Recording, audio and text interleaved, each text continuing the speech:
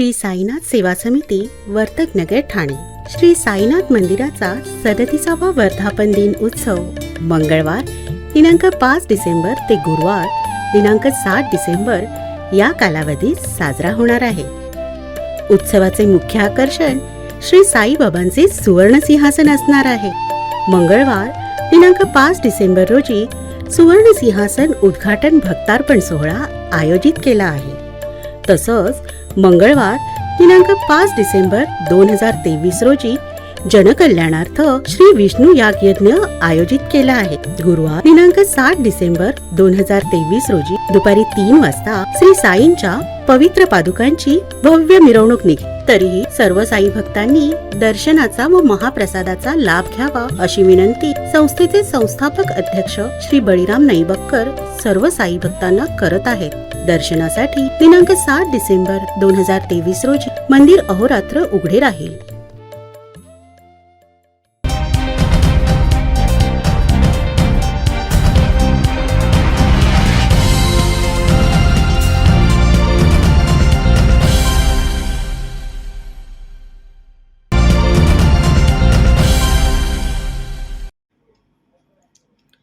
महामानव भारतरत्न परमपूज्य डॉक्टर बाबासाहेब आंबेडकर यांच्या 67वा महापरिनिर्वाण दिन काल ठाणे शहर काँग्रेसच्या वतीनं धीरगंभीर वातावरणात साजरा करण्यात आला. ठाण्यातील तलावपाळी येथील अजरामरजी चौक येथे या कार्यक्रमाचं आयोजन करण्यात आलं होतं. यावेळी महामानव डॉक्टर बाबासाहेब आंबेडकर यांच्या प्रतिमेस महाराष्ट्र प्रदेश महिला काँग्रेस कमिटीच्या सचिव शिल्पा सोनाने आणि काँग्रेसचे विनीत मोरे यांनी पुष्पहार अर्पण करून अभिवादन केलं. यावेळी महाराष्ट्र प्रदेश काँग्रेस कमिटी अनुसूचित जाती विभागाचे उपाध्यक्ष नंदकुमार मोरे यांनी मेणबत्ती प्रज्वलित करून बाबासाहेबांना अभिवादन केलं. या कार्यक्रमाला महाराष्ट्र प्रदेश काँग्रेस कमिटी अनुसूचित जाती विभागाचे उपाध्यक्ष किशोर केदार, सरचिटणीस संकटा पाठक, सुनील भाबळ, ठाणे शहर महिला काँग्रेसच्या उपाध्यक्षा उर्मिला सावंत, ठाणे शहर महिला काँग्रेसच्या सरचिटणीस वसुधा गायकवाड, सचिव पुष्पा पाटील, ब्लॉक अध्यक्ष आशा गोखले, मानसी भाटकर, लीला समखेडकर, मयुरी गोडे, निर्मला खरवार, उज्ज्वला अंबलकार, ज्येष्ठ काँग्रेसचे सेवादल नेते हरिलाल विश्वकर्मा, युवा नेते रुपेश तुपे, विवेक सोरखदे आदींनीही महामानव परमपूज्य भारतरत्न डॉक्टर बाबासाहेब आंबेडकर यांच्या प्रतिमेस पुष्पवृष्टी करून अभिवादन केलं.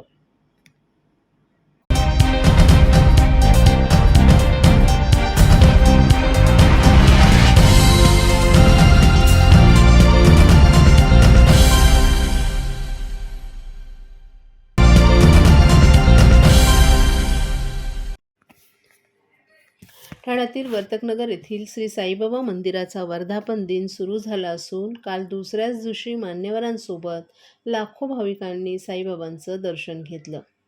प्रतिशिर्डी म्हणून ख्याती असलेल्या वर्तकनगर येथील श्री साईबाबा मंदिराचा भव्य वर्धापन दिन सोहळा मंगळवारपासून उत्साहात सुरू झालाय. श्री साईनाथ सेवा समितीच्या वतीनं साईबाबा मंदिराचा वर्धापन दिन सोहळा 5 ते 7 डिसेंबर दरम्यान आयोजित करण्यात आलाय. उत्सवाच्या दुसऱ्याच दिवशी माजी मंत्री आमदार जितेंद्र आव्हाड, आमदार प्रताप सरनाईक, माजी खासदार संजीव नाईक, ज्येष्ठ नगरसेवक हनुमंत जगताळे, सुहास देसाई, भरत चव्हाण, धनंजय सिंग आणि इतर मान्यवरांनी काल साईबाबांचं दर्शन घेतलं. तर उत्सवादरम्यान विष्णुयाग यज्ञ आणि पूर्णाहुती, भजन तसंच यावेळी साई लीला हा भक्तिगीतांचा कार्यक्रमही संपन्न झाला. श्री साईनाथ सेवा समितीच्या वतीनं समितीला वेळोवेळी कामात सहकार्य करणारे आणि विविध क्षेत्रातील गुणवंतांचा समितीच्या वतीनं सत्कार करण्यात आला. यावेळी साई स्मरणिकेचं प्रकाशनही करण्यात आलं. यावेळी संस्थेचे संस्थापक अध्यक्ष बळीराम नैवाक्कर, कार्याध्यक्ष मंगेश नैवाक्कर, विश्वस्त हरिमाळी, समितीचे उपाध्यक्ष अशोक शुरवे आणि अशोक हिरानंदानी, खजिनदार बबन बोबडे, सचिव सुरेश महाडिक, उपसचिव विकास झगडे, मिलिंद नैवाक्कर, अपर्णा जाधव, प्रवीण रोठे, विश्वस्त नंदकुमार साळवी तसंच संस्थेचे इतर पदाधिकारी आणि कार्यकर्ते तसंच भक्तगणही मोठ्या संख्येनं उपस्थित होते. साईंच्या दर्शनाला येणाऱ्या भक्तांना प्रसाद म्हणून लाडूंचं वाटप करण्यात येत आहे. तर महाप्रसादाचं भाविक भक्तगणही मोठ्या संख्येनं लाभ घेत आहेत. मंदिराच्या आणि आजूबाजूचा परिसर नयनरम्य देखावा आणि रोषणाईनं उजळून निघालाय. तर मंदिर परिसरात जत्रेचंही आयोजन करण्यात आलं आहे. श्री साईनाथ सेवा समितीतर्फे आज ज्यांचे सत्कार झाले आहेत हे सतत वर्षभर जे व्यापारी वर्ग आहे तसेच जे खेळाडू आहेत जे व्यापारी वर्ग आहे तो सतत आम्हाला नेहमी म्हणजे या 37 वर्षामध्ये त्यांचाही हातभार आम्हाला लाभला होता. तसेच जे आमचे खेळाडू आहेत स्विमर्स म्हणजे जे लहान वयोगटातील मुलं आहेत त्यांचा सुद्धा इथे सत्कार करण्यात आला. कारण आपल्या साईनाथ सेवा समितीच्या माध्यमातून खेळाडू म्हणजे सांस्कृतिक तसेच आपण प्रत्येक वेळेस या सर्व लहान मुलांना जेथे जेथे हे जातात तेथे त्यांना आपल्या संस्थेच्या मार्फत मदत केली जाते. शैक्षणिक ह्याच्यामध्ये सुद्धा आपण एक बालवाडी काढलेली आहे, तेथे सुद्धा 40 मुलांना आपण मोफत शिक्षण देत आहोत. त्यामुळे श्री साईनाथ सेवा समिती प्रत्येक सामाजिक कार्यामध्ये सुद्धा पुढाकार घेऊन अशा प्रकारे कार्यक्रम राबवत असते.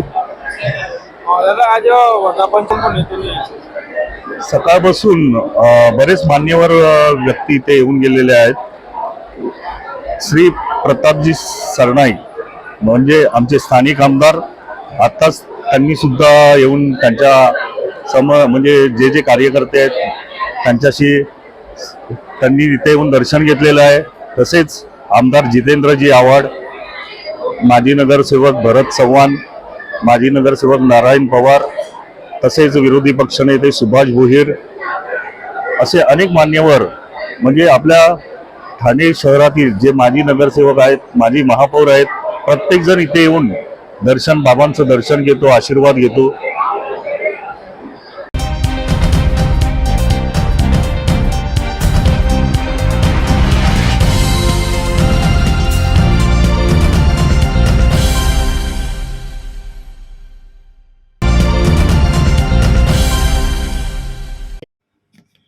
न्यायालयाचा आदेश असतानाही ठाण्यात अद्यापही अनेक दुकानांच्या पाट्या मराठीत दिसत नाहीत. या पार्श्वभूमीवर मनसेचे कार्यकर्ते ठाण्यात फिरून मराठी पाट्या लावण्यासंदर्भात आवाहन करत आहेत.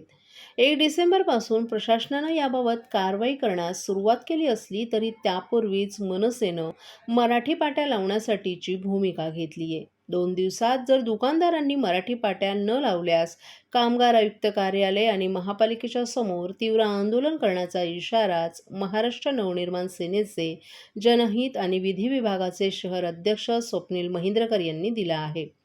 ठाणे महापालिका क्षेत्रातील दुकानं, आस्थापनांच्या पाट्या ठळक अक्षरात मराठीत लावण्याचे आदेश सर्वोच्च न्यायालयानं ठाणे महापालिकेचे आयुक्त अभिजित बांगर यांना दिले आहेत. यानंतर प्रशासनाच्या वतीनं शहरातील दुकानांतील मराठी फलक आहेत किंवा नाही त्याची पाहणी केली जाते. मात्र ही कारवाई प्रभावीपणे राबवली जात नसल्यामुळे शहरातील काही ठिकाणी अजूनही दुकानांवर इंग्रजी फलक दिसत आहेत.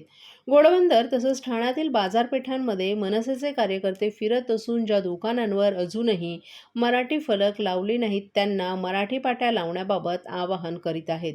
ज्या दुकानदारांनी अद्यापही मराठी पाट्या केल्या नाहीत त्यांना प्रशासन पाठीशी घालत असल्याचा आरोपही मनसेनं केला आहे. अल्टिमेट देण्यात येत आहे मनसेकडनं मराठी पाट्यासंदर्भात. आम्हाला काल निदर्शनास आलं की काही आस्थापनांनी अजून पण मराठीत पाट्या लावल्या नाही आहेत. तर आम्ही त्यांना 2 दिवसाचं अल्टिमेटम देतो आहे. 2 दिवसामध्ये लागले नाही तर मनसे आपल्या स्टाईलनी ह्याला त्यांना सगळ्या आस्थापनांना धडा शिकवेल. कारण ह्या महाराष्ट्रामध्ये मराठी लोकांचा कुठे ना कुठे मराठी भाषेचा अभिमान बाळगला पाहिजे आणि मराठी अस्मितेचा अभिमान बाळगला पाहिजे. काही मराठी द्वेषी आहेत ते अजूनही पाट्या करत नाही आहे, पण मनसे त्या मराठी द्वेषींना नक्की वटणीवर आणेल.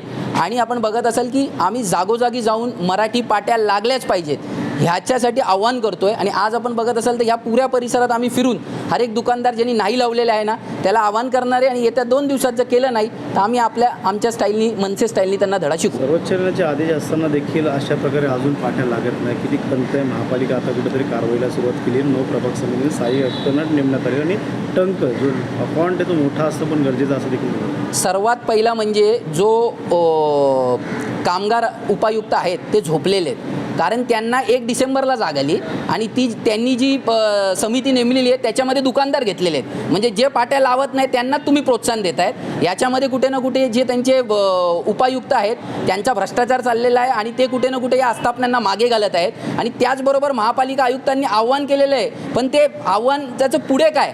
आज तुम्ही सहाय्यक आयुक्तांनी जागोजागी फिरून मराठा पाट्या करून घेतल्या पाहिजेत. आम्ही त्यांच्यावर लक्ष ठेवून आहोत. जर येत्या काही दिवसात ते झालं नाही तर मनसे त्यांच्याकडनं करून घेईल एवढं नक्की.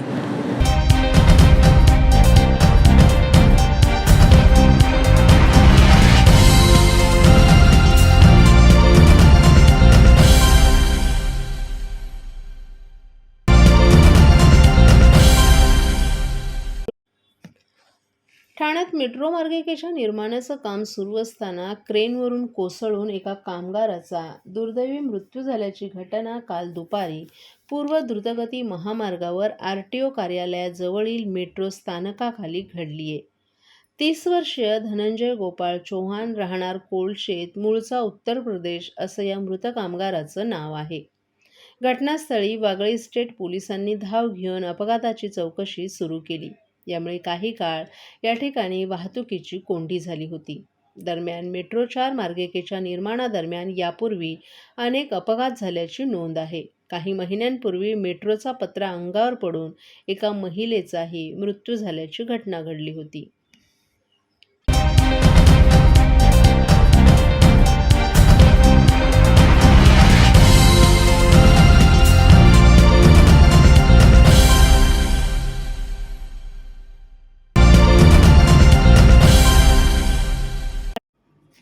महाराष्ट्राचे उपमुख्यमंत्री अजितदादा पवार डॉक्टर जितेंद्र आव्हाड यांच्या मागे नेहमीच सह्याद्रीसारखे ठामपणे उभे राहिले, परंतु जितेंद्र आव्हाड यांनी कायमच अजितदादांचा तिरस्कार, दुस्वास, द्वेष केला आहे, अशी घाणाघाती टीका राष्ट्रवादी काँग्रेसचे महाराष्ट्र प्रदेश प्रवक्ते, ठाणे व पालघर जिल्हा समन्वयक, ठाणे जिल्हाध्यक्ष आनंद परांजपे यांनी एका पत्रकार परिषदेत केल्या. डॉक्टर जितेंद्र आव्हाड यांनी काल मध्यरात्री अजितदादांचं चित्र ट्विट केलं होतं. तेव्हा ते त्यांनी कोणत्या अवस्थेत केलं होतं हे माहीत नाही, परंतु आज त्यांनी अजितदादांना लवासा प्रकरणी, सिंचन प्रकरणी डिफेंड केल्याचा दावा केला आणि आपण कोणावरही व्यक्तिगत टीका करत नाही असं म्हटलंय. मुळात डॉक्टर जितेंद्र आव्हाड यांना त्यावेळेस महाराष्ट्रात प्रसिद्ध व्हायचं होतं. TV चॅनलवर आपला TRP वाढवायचा होता, म्हणून ते प्रतिक्रिया देत होते. परंतु अजितदादा पवार हे उपमुख्यमंत्री आणि अर्थमंत्री असताना 2009 ते 2014 साली आव्हाड यांच्या कळवा मुंब्रा या मतदारसंघात सर्वाधिक निधी दिला. यामुळेच आव्हाड यांच्या मतदारसंघात विकासाची कामं झाली आहेत. विनयभंगाच्या केसमध्ये आव्हाड हे खचले असताना त्यांच्या घरी 3.5 तास अजितदादा त्यांना धीर देत बसले होते. पोलिसांनी खोटे गुन्हे दाखल केले म्हणून अजितदादांनी पोलिसांना झापलं होतं. आव्हाड हे तेव्हा राजीनामा देण्याच्या मनस्थितीत होते. यावेळी धीर देऊन अजितदादांनी त्यांना सावरलं होतं.